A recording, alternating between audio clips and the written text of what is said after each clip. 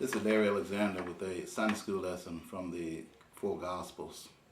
Pilate's wavering during Jesus' trials should not be mistaken for a virtue. A quick look at Pilate's personal history with the Jews will tell us that he used the path of least resistance in order to save himself from his own self-imposed troubled career. However, the truth can never be compromised. We either hold fast to the things of God or we allow ourselves to be deceived by Satan.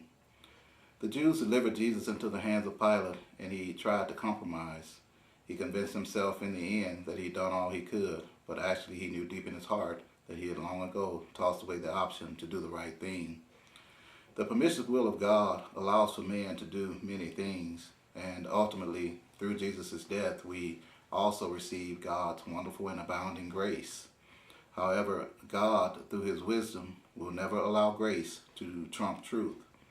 The truth presented itself to Pilate that day in the person of Jesus Christ, and he decided to put truth to death. As for the Jews, in order to carry out the death of Jesus, they abandoned every principle that they ever had, especially that day when they uttered these infamous words to Pilate, as is recorded in John 19:15, where it says, "We have no king but Caesar." That put the final brushstrokes on a tragic painting of a maddened mob that had been driven by anger.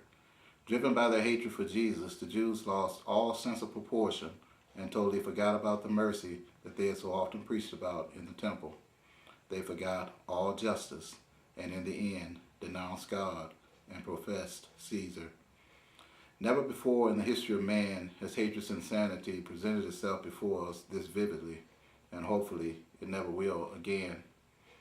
There can never be a right time to do the wrong thing, as Pilate and the Jews ultimately did. They took the most beautiful life that ever did live, and then they snuffed it out on a cross.